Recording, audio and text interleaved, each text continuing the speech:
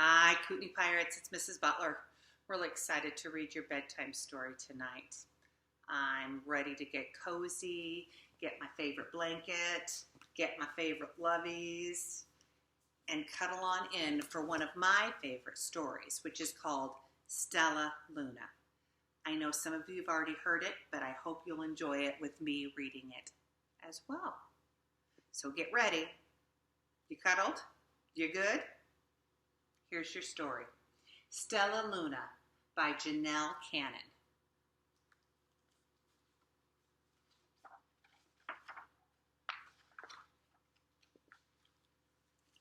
Got to get myself cozy in the right angle.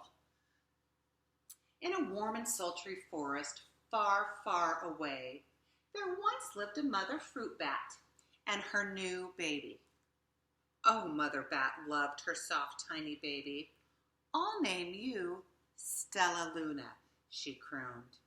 Each night, Mother Bat would carry Stella Luna clutched to her breast as she flew out in search of food.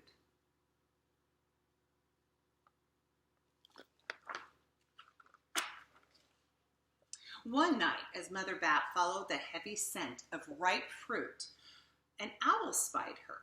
On silent wings, the powerful bird swooped down upon the bats.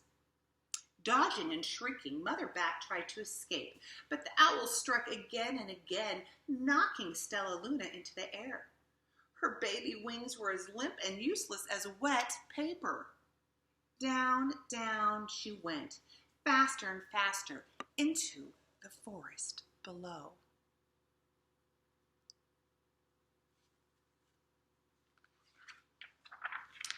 The dark leafy tangle of branches caught Stella Luna as she fell.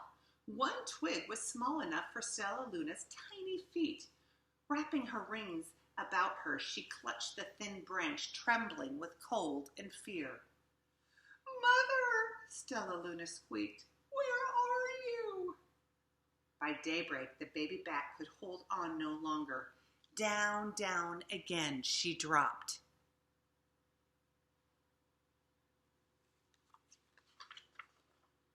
Flop! Stella Luna landed headfirst in a soft, downy nest, startling the three baby birds who lived there.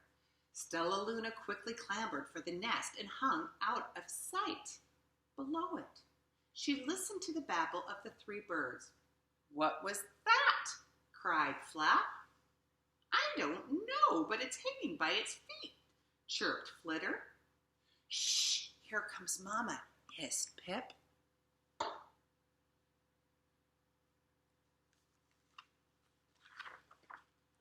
Many, many times that day, Mama Bird flew away, always returning with food for her babies. Stella Luna was terribly hungry, but not for the crawly things Mama Bird brought. Finally, though, the little bat could bear it no longer. She climbed into the nest, closed her eyes, and opened her mouth. Plop! In dropped a big green grasshopper.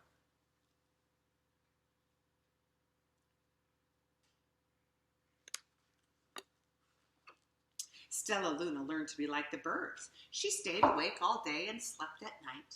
She ate bugs even though they tasted awful. Her bat ways were quickly disappearing, except for one thing.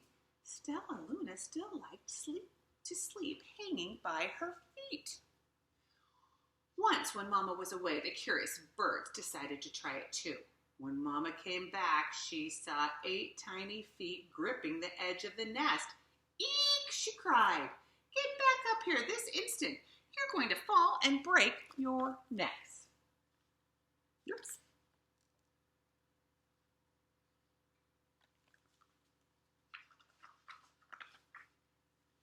The birds clambered back into the nest, but Mama Bird stopped Stella Luna. "You are not teaching my children to do bad things. I will not let you back into this nest unless you promise to obey all the rules of this house." Stella Luna promised. She ate bugs without making faces. She slept in the nest at night, and she didn't hang by her feet. Stella Luna behaved as a good bird should.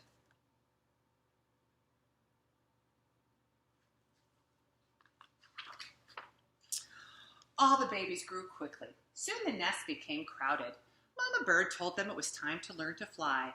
One by one, Pip, Flitter, and Flap and Stella Luna jumped from the nest. Their wings worked. I'm just like them, thought Stella Luna. I can fly too.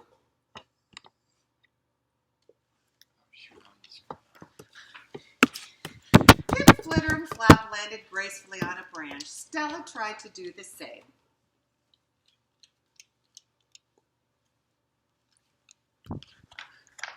How embarrassing.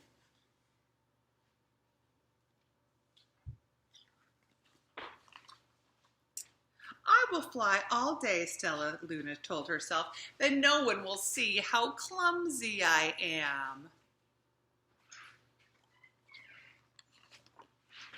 The next day, Pip, Flitter, Flap, and Stella Luna went flying far from home. They flew for hours, exercising their wings. The sun is setting, warned Flitter. We had better go home or we will get lost in the dark, said Flap. But Stella Luna had flown far ahead and was nowhere to be seen. The three anxious birds went home without her.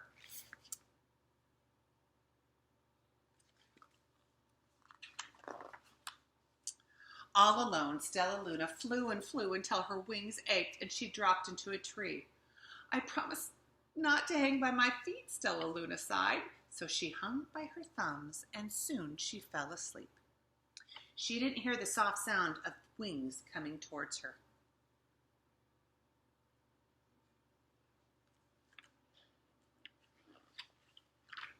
Hey, a loud voice said, why are you hanging upside down? Stella Luna's eyes opened wide. She saw a most peculiar face. I'm not upside down, you are, Stella Luna said. Ah, but you're a bat. Bats hang by their feet. You are hanging by your thumbs, so that makes you upside down, the creature said. I'm a bat. I'm hanging by my feet. That makes me right side up. Stella Luna was confused. Mama Bird told me I was upside down. Mama Bird told me I was upside down. She said I was wrong. Wrong for a bird, maybe, but not a bat.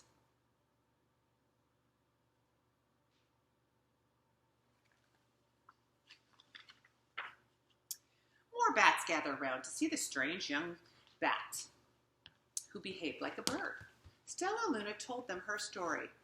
You ate bugs, stuttered one. You slept at night, gasped another. How very strange, they all murmured. Wait, let me look at this child. A bat pushed through the crowd. An owl attacked you? She asked. Sniffing Stella Luna's fur, she whispered, You are Stella... Excuse me. Excuse me again. You are Stella Luna. You are my baby.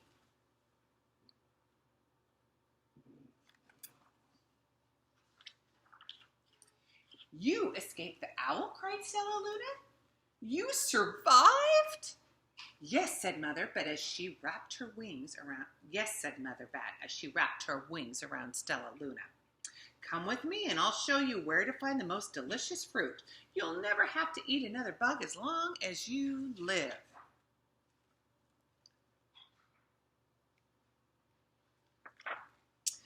But it's nighttime, Stella Luna squeaked. We can't fly in the dark or we'll crash into trees. We're bats, said Mother Bat. We can see in the darkness. Come with us. Stella Luna was afraid, but she let go of the tree and dropped into the deep blue sky. Stella Luna could see. She felt as though rays of light shone from her eyes. She was able to see everything in her path.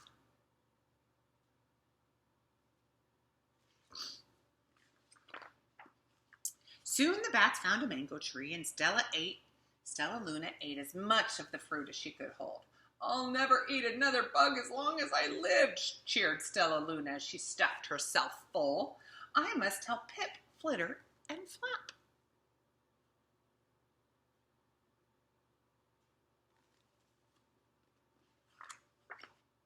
The next day, Stella Luna went to visit the birds. Come with me and my bat family. Come with me and meet my bat family. Remember, good readers, go back to make sense, said Stella Luna. Okay, let's go, agreed Pip. They hang by their feet and they fly at night, and they eat the best food in the world, Stella Luna explained to the birds on the way. As the birds flew among the bats, Flap said, I feel upside down here.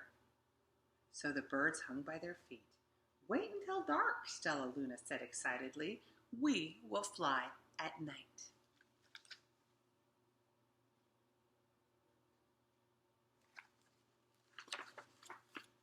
When night came, Stella Luna flew away. Pip, Flitter, and Flap leapt from their tree to follow her. I can't see a thing, yelled Pip. Neither can I, howled Flitter. Aye, shrieked Flap.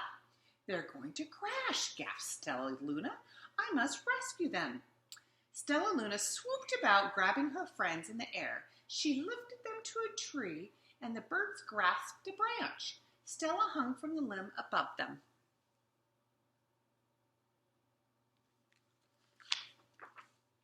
We're safe, said Stella Luna. Then she sighed. I wish you could see in the dark, too. We wish you could land on your feet, Flitter replied. Pip and Flap nodded. They perched in silence for a long time. How can we be so different and feel so much alike, mused Flitter. And how can we feel so different and be so much alike, wondered Pip. I think this is quite a mystery. Flap chirped. I agree, said Stella Luna. But we're friends, and that's a fact. That is such a great book, Stella Luna. It can teach us all a lesson about how we all don't have to be the same to be friends. I hope you enjoyed this story. I hoped you loved cuddling with your little lovies.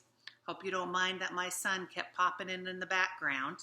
But we wish you, from the Butler house to all of you, good night and sweet dreams. We can't wait to see your faces soon. Lots of love.